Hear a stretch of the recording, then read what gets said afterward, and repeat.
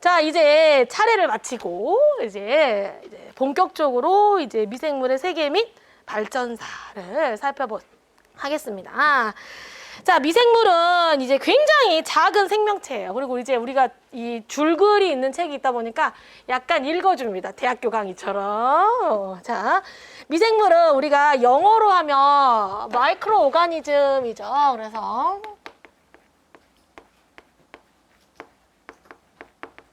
이게 이제 미생물이라는 뜻이죠, 사실은. 또는 우리가 마이크로 오가니즘 또는 마이크롭스라고 하기도 합니다.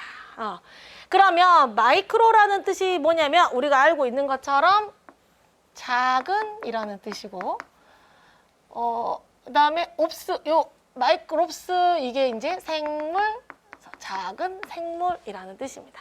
마이크로 오가니즘, 사실은 이게 옵스가 비오스가 살짝 숨어 있는 거예요. 이렇게 요게 생물이라는 뜻이어서 마이크롭스 이런 식으로 이름이 만들어진 겁니다. 자, 이 미생물은 이제 아주 작고 눈으로 볼 수가 없어서 이제 우리는 오늘부터 우리 놀이동산 가보면 자, 미지의 세계로 들어가 볼까요? 뭐 이런 느낌이라고 생각하시면 돼요. 그래서 나와 다른 종족, 우리가 위생은 우리 종족에서 볼 수 있는 내용들이면 다른 종족의 세계를 내가 보겠다라고 해서 이제 좀 재밌고 조금 더 이렇게 곰팡이 종류가 많았어 이렇게 하시면 됩니다. 짜증나, 이걸 다 외워야 돼 이러면은 절대 안 외워지고, 이런 곰팡이도 있었어? 이런 곰팡이도 있었어? 그러면 괜히 치즈 가서도 뭐 까망베르도 보고 에멘탈도 보고 이런 식으로 이렇게 조금 더 재밌게 공부하시면, 왜냐하면 어차피 외워야 돼요. 다 외울 수밖에 없어요. 알았죠? 자, 7페이지 보시면 미생물은 지구가 생성된 이후 최초로 만들어진 생명체이고요. 현재 지구상에 있는 많은 생물들의 모체라고 알려져 있고, 오랜 시간 동안 동물, 식물 등의 생명체와 공존을 하면서 사실 우리가 사는데 꼭 필요한 친구예요. 뭔가를 분해하고 새로 만들어주고 연결해주는 그런 새로운 종족이다 생각하시면 됩니다. 자, 우리는 미생물 일반적으로 맨 밑에 보시면 곰팡이, 효모, 세균, 원생동물, 그 다음에 조류, 바이러스 이런 것들이 있다라고 알려져 있죠. 그래서 이제 공부를 하시면서는 곰팡이 하면은 진핵세포, 다세포 이런 것들을 머릿속으로 한번 쫙 떠올리셔야 돼요. 알았죠? 자, 그러면은 다음 장 넘겨볼게요. 미생물을 딱 시작하면은 이 아저씨를 모르고 갈 수가 없어요. 레베누크가 나옵니다. 그쵸? 이 레베누크 현미경 이야기가 나옵니다. 자, 이 레베누크라는 사람이 이제 우연히 현미경을 만들었는데 그걸로 빗물을 들여다봤는데 뭐가 막 움직인 거예요. 그때부터가 이라고 생각합니다. 한편으로는 그냥 보지 말지 이런 생각이 들기도 하잖아요. 그럼 우리가 지금 여기서 안 할 텐데 이런 생각을 할 수 있지만 이제 현미경이 개발하면서 이제 미생물을 연구가 시작되게 됐는데요. 이 내용에서 우리가 조금 살펴볼 게, 우리 인간의 눈은 얼마만큼을 관찰할 수가 있냐면 인간의 눈은 최소 0.1mm 이상 되어야 볼 수 있어요.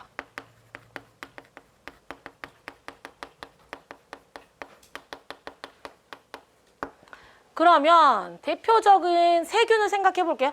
여러분들 곰팡이는 볼 수 있어요. 미생물이지만 곰팡이는 볼 수 있는데 세균을 생각해 보면 세균은 보통 우리가 1 마이크로미터 정도 된다라고 생각을 하거든요. 1 마이크로미터.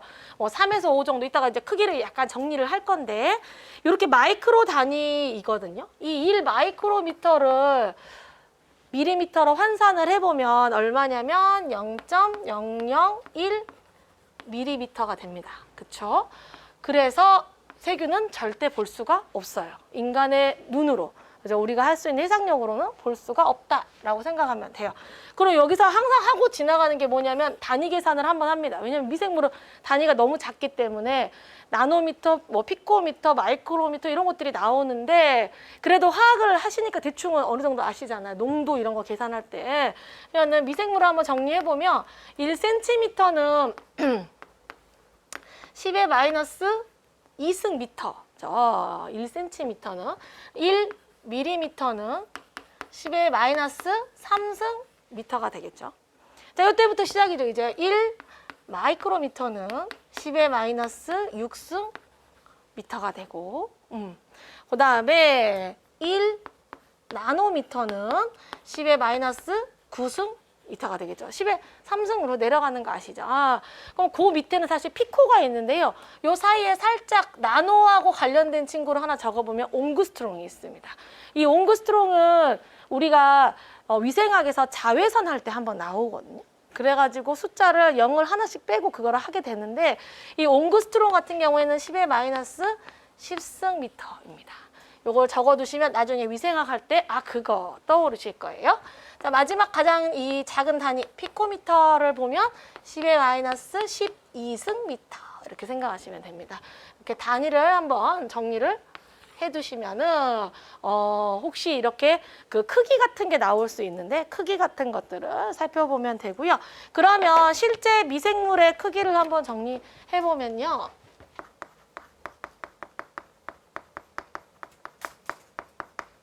자, 가장 큰 거, 가장 작은 게 누군지 아시죠? 가장 작은 거. 바이러스. 그죠? 대답하셔도 돼요. 사실 제가 생각보다 습관적으로 물어봐요.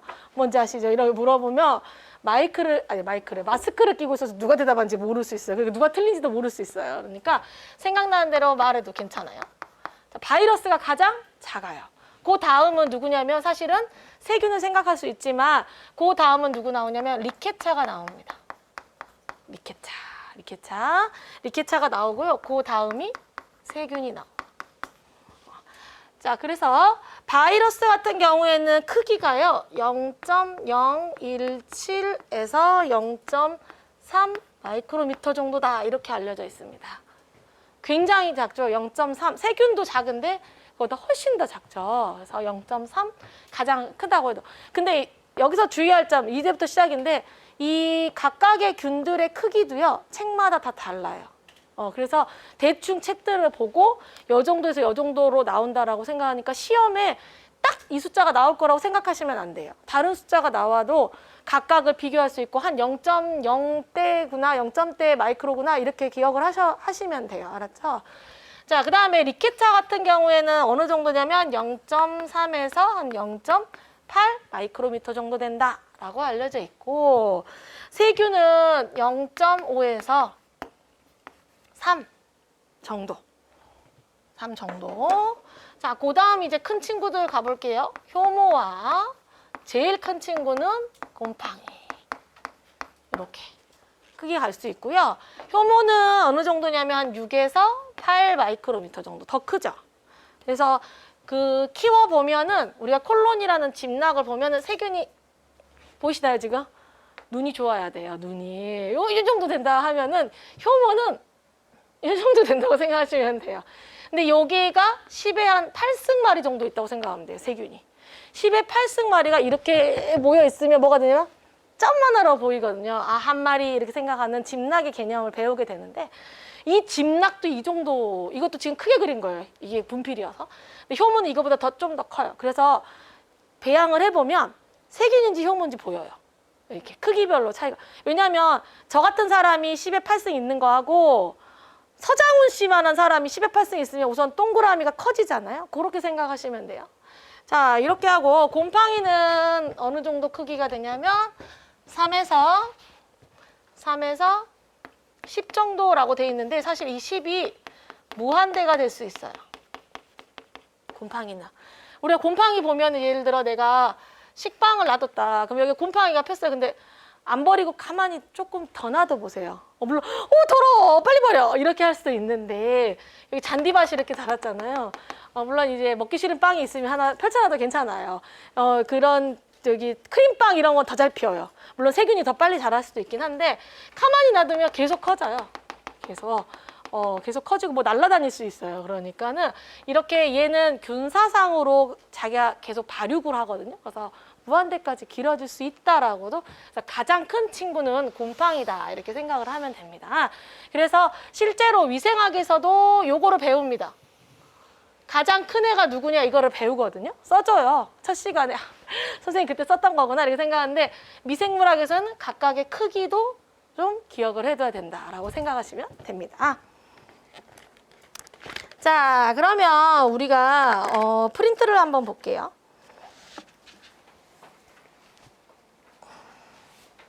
자, 프린트 한번 보고요. 책은 10페이지로 가겠습니다.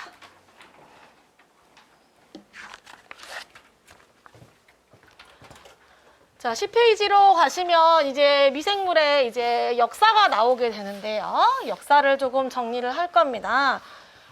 역사 부분에서 이제 책에도 지금 10페이지에는 이제 자연 발생설부터 11페이지에는 파스테르, 그 다음에 12페이지에 보시면은 각각의 이제 학자들이 쫙 정리가 되어 있는데 부족해요. 조금 내용이 부족해가지고 표로 선생님이 정리를 해갖고 왔습니다. 자, 표를 보면서 책도 보면서 볼게요. 자, 미생물학의 역사와 발전사를 보면은 이제 이 표에가 쭉 나와 있고 빈칸이 있잖아요. 그 빈칸을 여러분들이 직접 쓰시면 됩니다. 자, 이 역사 발전사를 보면은 요런 요런 학자님들이 쭉 나오면서 이거를 이제 어떤 교재에서 이거를 초기, 그다음에 뭐 황금기 이런 걸 좀 표현한 책이 있었어요. 근데 황금기를 보면 역시 황금기답게 되게 많은 학자들이 있어요. 그런 시기를 거치면 이제 멘델 막 이런 거죠. 유전자 뭐 왓슨과 크릭 이런 거 나오는 거예요. 한마디로. 자, 그럼 초기를 보시면은 훅 들어옵니다. 초기에. 그죠?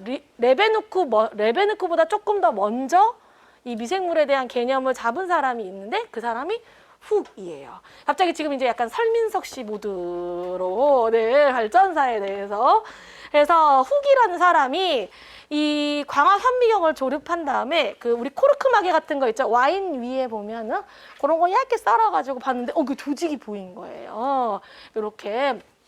근데 이 사람은 별로 인정을 못 받고 나온 책도 별로 없어요. 그래서 혼자서 아니야 레베누크보다 먼저 이럴 필요 없이 레베누크가 사실은 어떤 책에도 대부분의 책에 있고 가장 먼저가 언급된 사람이 훨씬 많아요. 근데 혹시나 훅이 나온다 하면 훅은 레베누크보다 조금 더 먼저 나오고요.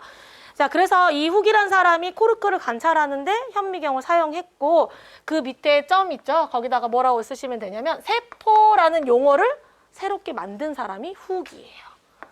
세포, 즉 셀. 세포라는 새로운 용어를 만들었어요. 누가? 훅.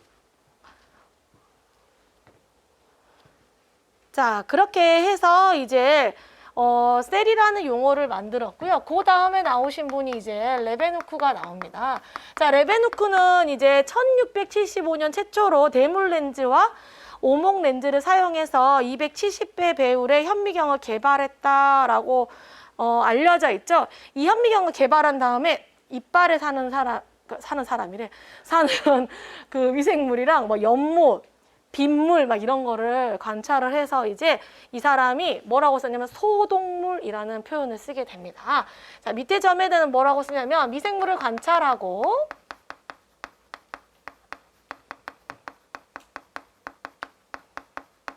기록해서 소동물이라는 표현을 쓰게 됩니다. 그래서 애니머큘레스 이렇게 소동물이라는 이름을 지었어요.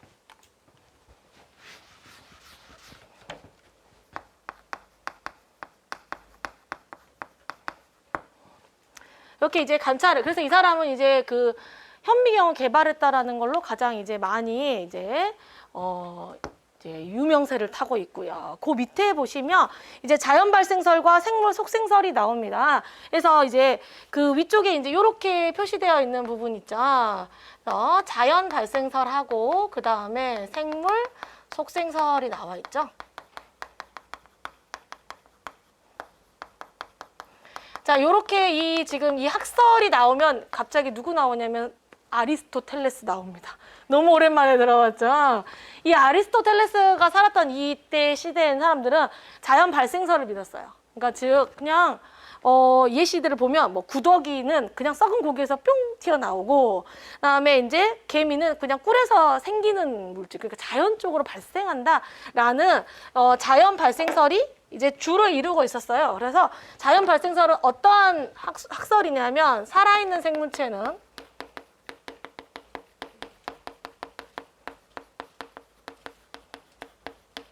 무생물로부터 저절로 발생한다.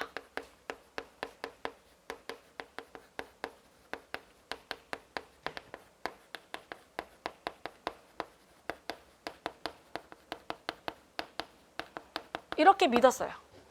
근데 이제 그때 이런 속설을 깬 사람, 생물 속생설을 말한 사람이 유명한 파스테르입니다. 자, 파스테르가 뭐라고 말했냐면, 모든 생물은 생물로부터 발생한다 라고 말했어요.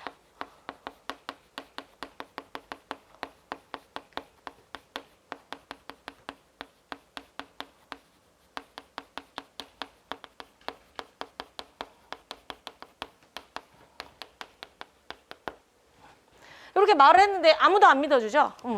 왜냐하면 우리가 예전에 우리도 알고 있지만, 지구가 네모라고 했을 때 그 지구가 둥근다고 주장하기까지 엄청난 시간이 걸리잖아요.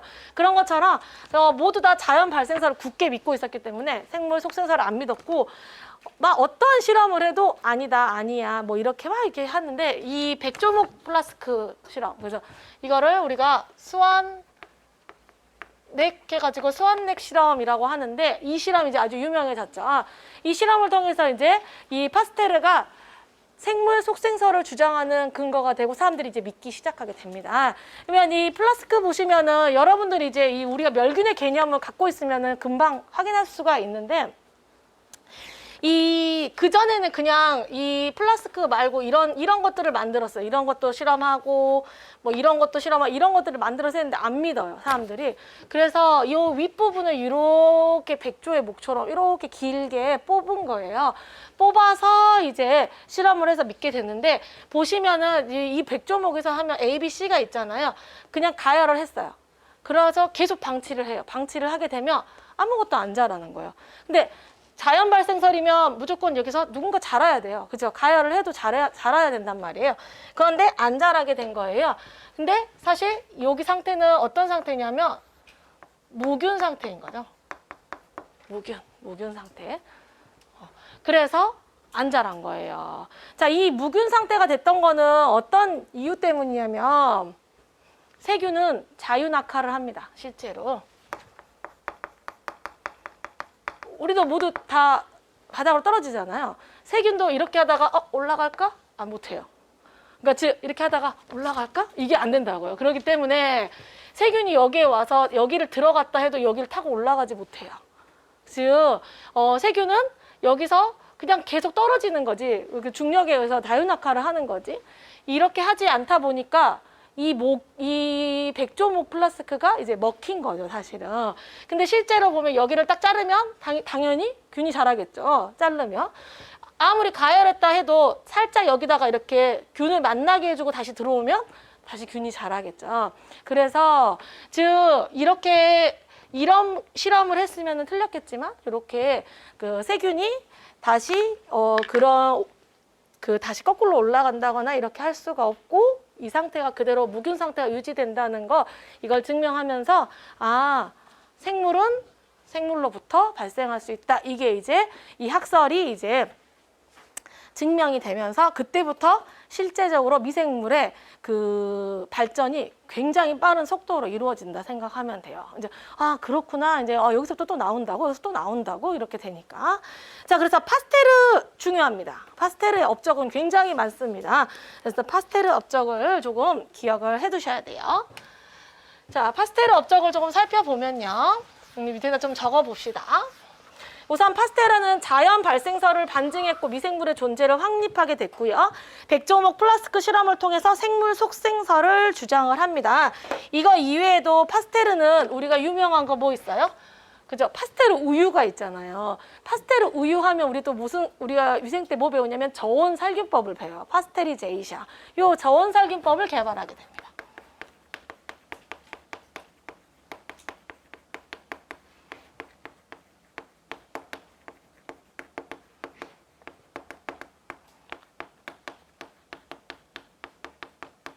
근데 이건 우연히 개발한 거예요. 왜 우연히 개발하게 되냐면 이 파스테라가 효모의 알코올 발효를 발견하게 돼요. 포도주에서. 그래서 근데 그때 살균을 하려고 이렇게 하지 않고 저온에서 살균을 하게 돼요. 그러면서 방법을 개발을 하게 된 거예요. 그래서 저온 살균법을 개발했고 또 파스테르는 뭘 했냐면 효모의 알코올 발효에 대한 개념을 확립하게 됩니다. 그래서 이 알코올 발효는 우리가 이제 뒤에서 배우겠지만 혐기적인 상태에서 일어나요. 산소가 존재하지 않는. 그래서 혐기적 알코올 발효를 발견하게 됩니다. 이게 이제 파스테르의 업적 중에 하나고요. 이외에도 다양하게 발견하세요. 뭐냐면 감염된 토끼의 척수로부터 뭐를 발견하냐면 공수병 알죠? 광견병 그죠? 광견병 백신을 개발하고요.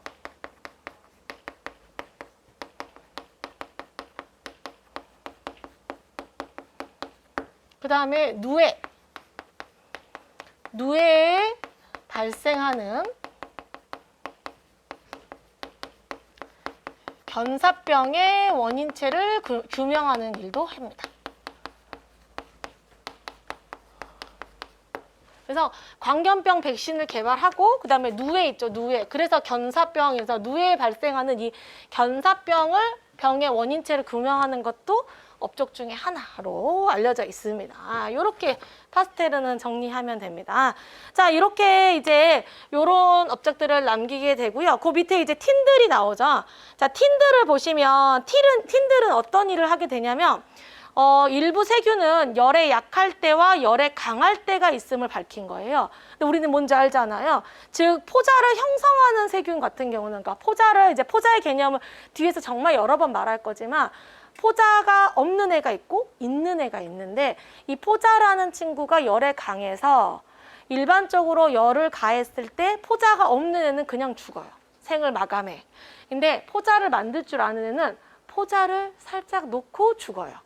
그러면 이 포자라는 애는 굉장히 열에 강하고 저기 화석대, 저기 공룡 때부터 살았다고 알려져 있어요. 실제로. 그래서 굉장히 오랫동안 있다가 자기가 적정 온도나 영양분이 있으면 다시 발화를 할 수 있어요. 그러면 말 그대로 나는 죽지만 나의 분신을 놔두고 간 거기 때문에 결국 나는 죽지 않은 게 될 수 있어서 우리가 위생학 때 포자 형성균은 열에 저항성이 강하다 이렇게 세트로 묶어서 설명을 하거든요.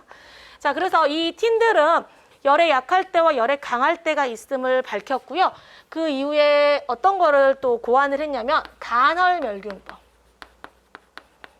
우리 배웠던 거 나오죠. 간헐멸균법. 자, 위생에서 이제 그 살균에서 나오는 내용인데 간헐멸균법으로 포자 형성균을 완전 멸균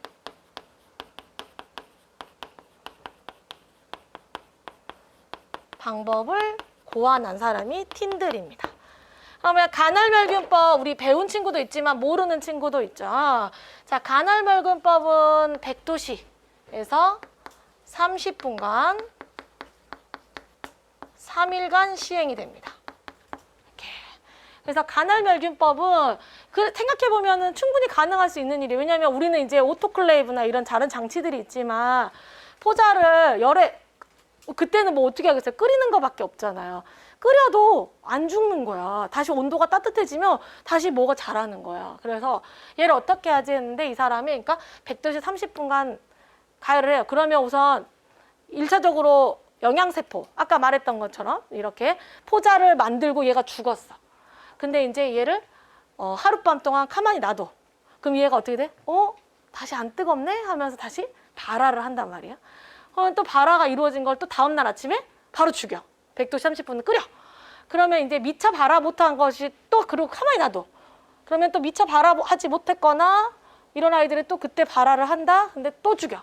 이렇게 3번을 3일 동안 하게 되면 결국에는 이제 멸균 상태처럼 된다 해서 간헐멸균법이라는 방법을 고안한 거죠. 근데 제 생각엔 이거는 이제 뭐 이 사람이 자 오늘은 간헐멸균법을 개발해볼까 이렇게 한 게 아니라 음식 같은 거 있죠. 이 간헐멸균법 할 때 가끔 미생물 책에 나오는 거 된장국이 가끔 나오거든요. 그러니까 된장국을 자주 끓여주면 나중에는 진짜 잘 안 상하게 되는 이유 중에 하나라고 나와요. 왜냐하면 된장을 만들 때 이제 우리가 배우는데 고초균, 아시죠? 바실러스 서브틸리스 이 된장을 만드는데 이제 주로 이제 좀 관여하고 있는 균이 포자 형성균이에요. 근데 실제적으로는 우리가 이거를 막 멸균할 수가 없잖아요, 된장을. 근데 국을 끓인 다음에 한번 끓였잖아요. 근데 또 밤에 또 한 번 끓여놓고 다음날 또 끓이게 되잖아요. 이런 식으로 끓이는 방법에 그러면은 간헐멸균이 된 거야. 발화했다가 된장국에 있는데 다시 또 끓여. 또 죽었네.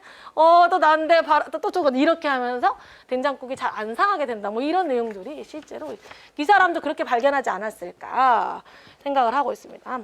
자, 그 다음에 코흐 박사님 나옵니다. 코흐 박사님. 그죠? 자, 코흐는 이제 2021년도에도 이 경북에서 기출이 됐을 만큼 거기에도 보기에 탄저균 이런 거 나왔었거든요. 그래서 코흐의 업적은 꼭 기억을 해두시고요.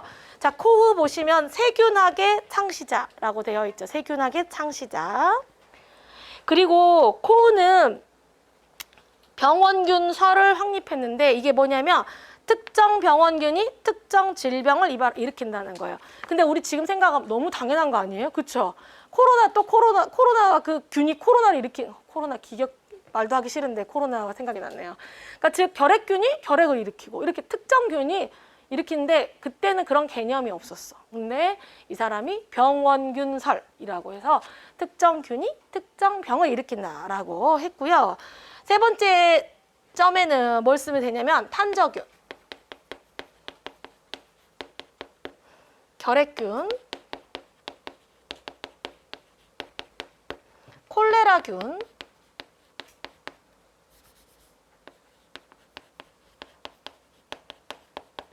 균 등을 발견한.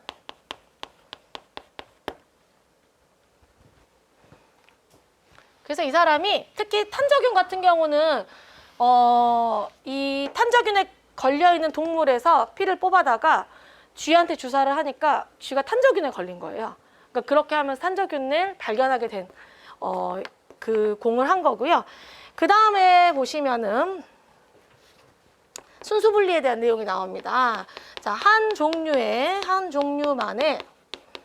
조금 길지만 써볼게요. 병원균을 순수 배양하기 위해서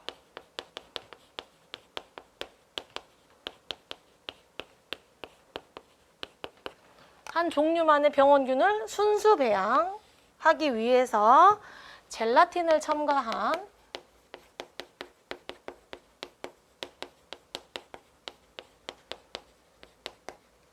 고체 배지를 만들어서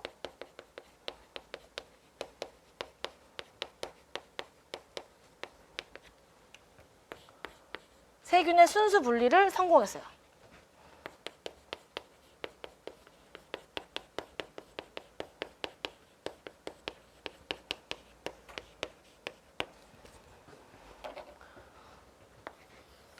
이 부분은 아주 중요합니다, 사실.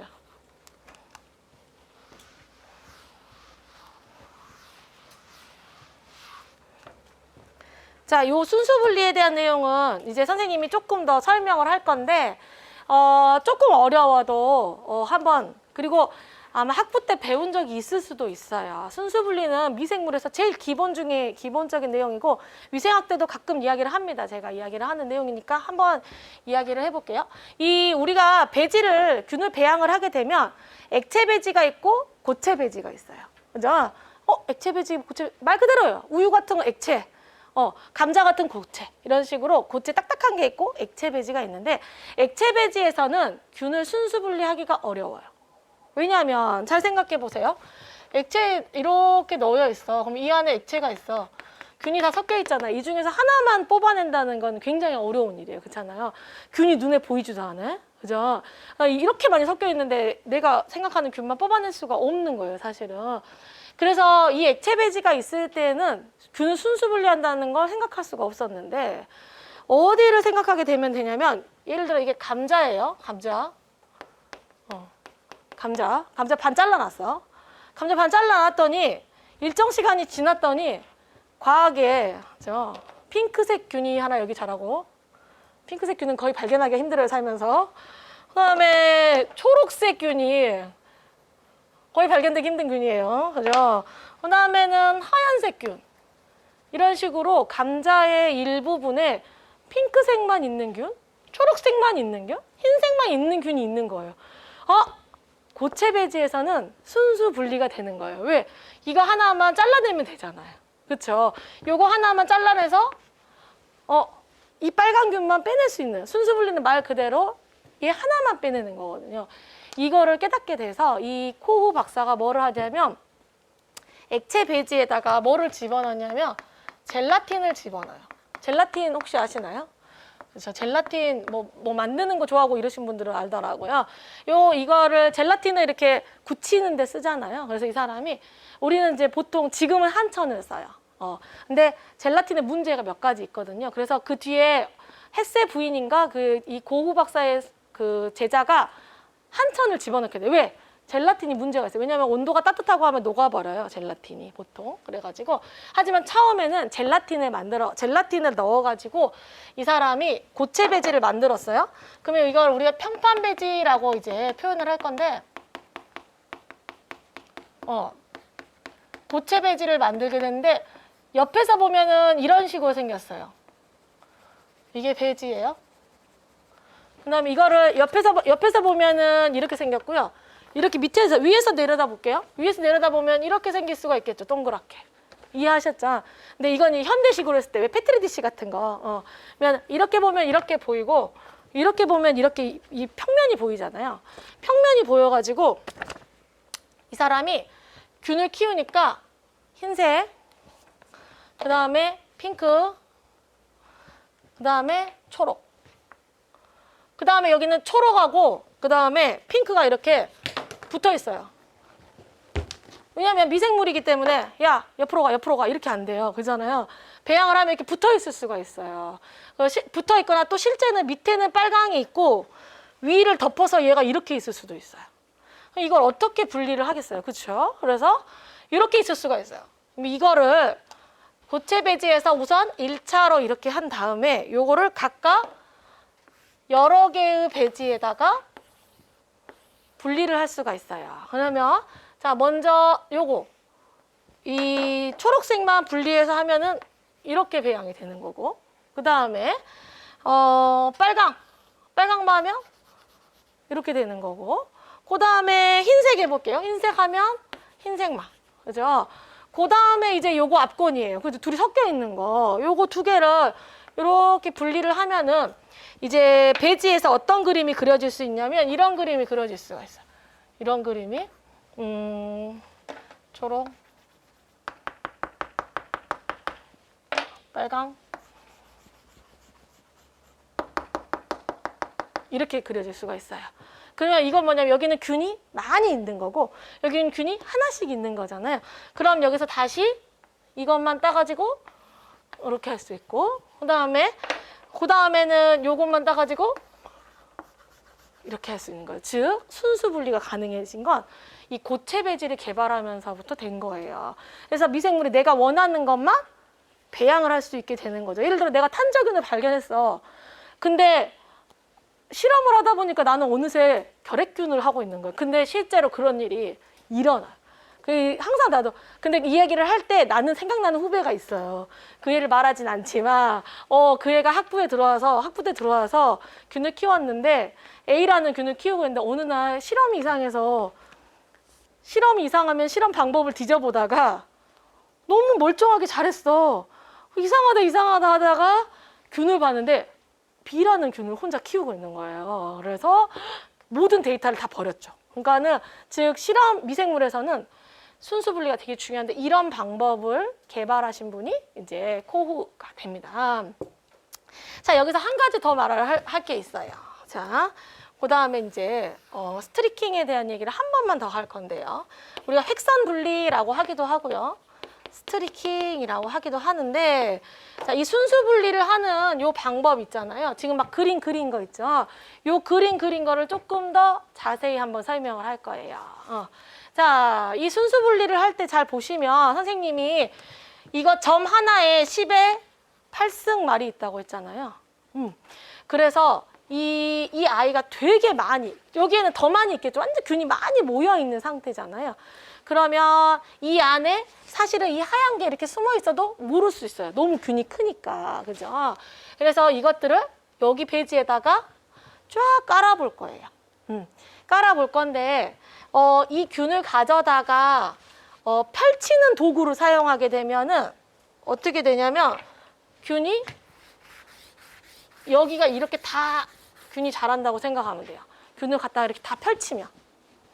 근데 분리한다. 순수 이 아이만 이렇게 분리를 한다라고 할 때는 획선 분리 방법을 쓰게 되는데, 자, 어떤 개념이냐면 이게 배지예요. 배지가 비어 있잖아요. 텅텅 비어 있죠. 그 여기다 균을 묻힐 거예요. 균을 여기다가 배양을 할 건데, 배지에 처음에 10마리 있었어요. 균이 10마리 있어. 아니면 뭐 1000마리 있어. 여기서 처음에 묻을 때는 1000마리가 있지만 이 중에 계속 그으면 이 중에는 한두 마리로 바뀔 수 있겠죠. 이런 개념이라고 생각을 하면 돼요. 그래서 실제로 실험을 할 때 여기 있는 빨강색 갖고 와볼게요. 제일 잘 보이는 균을 갖고 와서 처음에 이렇게 스트리킹을 합니다. 이거 도구는 우리 본 적 있을 거예요. 백금리 같은 거. 실제 백금이에요. 우리가 좋아하는 하얀 금. 이렇게 희석을 하면 이만큼의 면적의 균이 희석이 된 거예요. 그 다음에 여기서 이렇게 갖고 와요. 갖고 오는데 이 다음부터는 이렇게 겹치지 않아요.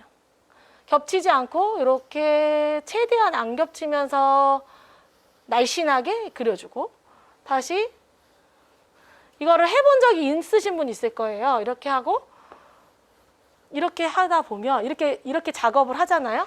그러면 배양 후에 균이 어떻게 나오냐면 여기는 면으로 나오고 선으로 나오고, 그 다음부터는 균이 희석이 돼가지고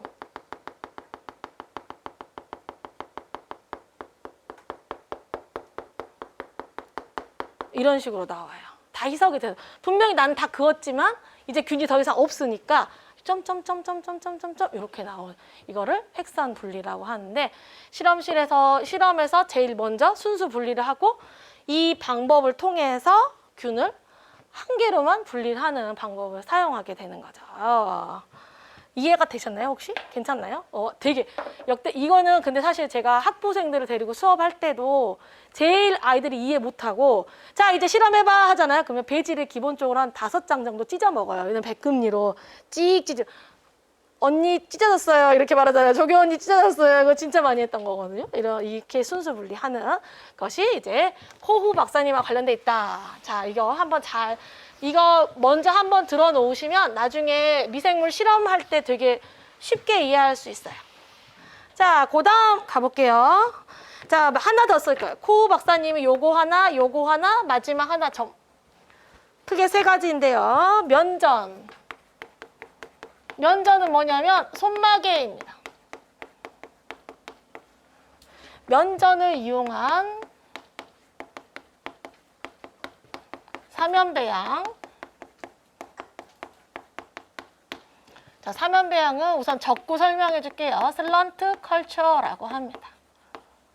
사면배양, 그 다음에 주입 평판. 그래서 플레이트 메서드를 고안.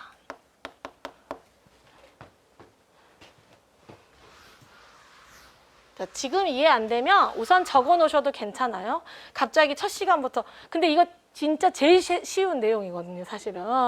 자, 이 면전은 뭐냐면 우리가 이렇게 실험 미생물을 배양한다거나 둥근 플라스크, 삼각 플라스크 이런 거 할 때 여기 위에가 벌어져 있잖아요. 아까처럼 뜯어져 있으면 문제가 되잖아요. 그래서 여기 위에다가 예전에는 이렇게 손마개를 씌웠어요. 이런 식으로. 이렇게. 지금 아무도 이렇게 씌우지 않아요. 근데 저희 지도 교수님이 우리 학부 때는 8몇 학번이시거든요. 7몇 학번인가? 그러시기 우리 때는 진짜 실제 손마개를 이렇게 그을려가지고 꼭 끼워 놓는. 지금은 실리콘으로 마개 하거나 저희 실험실 같은 경우는 그냥 알루미늄 포일을 씌워요. 그냥. 그래서 여기 이거는 한번 해본 적 있는데 실리콘도 하면 이게 뭐냐면 멸균하고 나면 이걸 이렇게 어찌됐건 뜯잖아요. 이렇게 뽑잖아요. 그러면 물이 찍 나와요. 아주 찝찝한 상황이죠. 이거 찍 떨어지는 거야. 근데 이런 면전을 이용해가지고 이 사람이 사면 배양을 했는데, 사면 배양은 배지가 이렇게 기울어져 있는 배지예요. 자, 사면 배지. 자, 그럼 방금 배지가 3번 나왔어요. 평판 배지, 그죠? 평판. 그다음에 액체. 그다음에 사면. 자, 사면 배지는 보시면 고체 배지예요. 역시. 그러면 고체 배지와 액체 배지는 흔들면 물이죠. 여기다가 한천이나 젤라틴을 넣고 가만히 놔두면 뭐가 돼요? 고체가 되는 거예요. 근데 놔둘 때 이렇게 판판한 데 놔두면 평판이 되는 거고, 약간 살짝 잡아뜨려 놓잖아요. 그러면 사면이 되는 거예요. 그런 거를, 이걸 왜 발명하게 됐는지 나중에 나옵니다. 이거랑 그다음에 주입평판 고안했거든요. 이거는 뒤에 우리가 생균수 측정할 때 나올 거거든요. 근데 우선 적어 놓으세요. 지금 어려우니까. 주입평판을 고안을 했습니다. 달랑 이제 황금기에 이제 접어들지도 않았는데. 자, 40분이 되어가고 있어요. 자, 그 다음에 보시면 햇세가 나오죠. 자, 햇세하고 햇세 부위는 간단합니다. 뭐냐면 아까 말했던 젤라틴을 개선했어요. 그래가지고 젤라틴을 뭘로 바꿨냐면 한천으로 바꿉니다.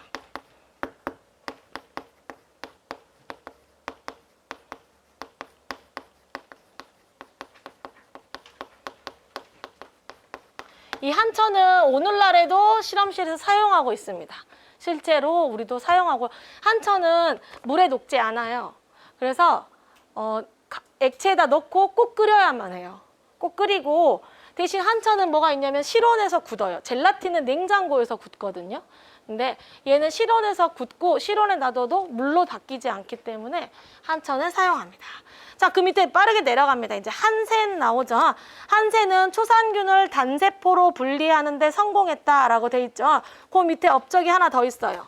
한센은 맥주 효모를 순수 분리, 배양하게 됩니다. 한센. 자, 그 다음에 린드너가 나옵니다. 린드너는 요 말이 제일 유명합니다. 소적 배양법. 소적 배양법.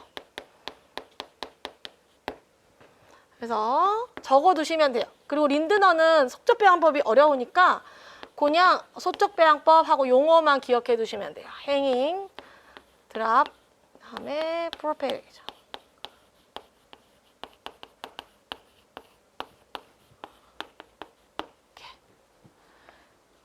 그래서 이게 좀 더 이제 그 순수 배양하는 방법이 계속 바뀐다고 생각하면 돼요. 좀 더 잘하게 이렇게. 그리고 영어를 계속 쓰게 돼 있을 거예요, 사실은. 왜냐하면 영어만 나올 수도 있겠지만 한국말이 영어하고 다를 수가 있어요, 책마다. 그랬을 때 영어가 같이 나오게 되면 영어를 보고 판단할 수가 있게 되거든요. 그래서 영어를 씁니다. 자, 그 다음에 보면 패트리가 나옵니다.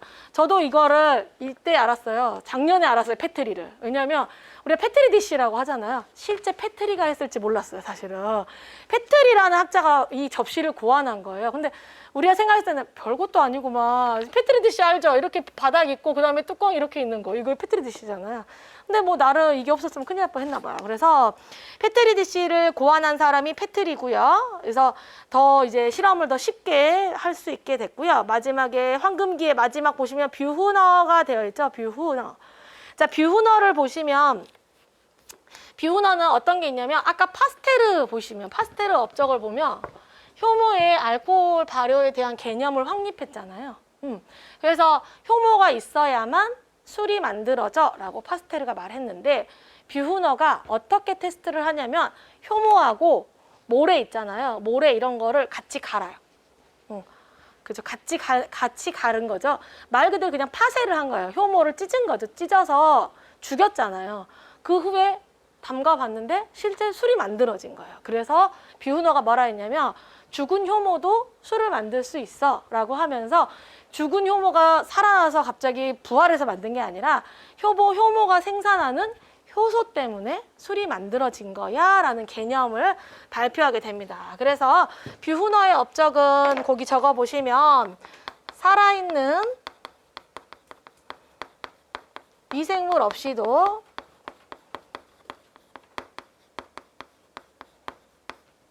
알코올 발효가 일어나는 걸 알게 됐어요.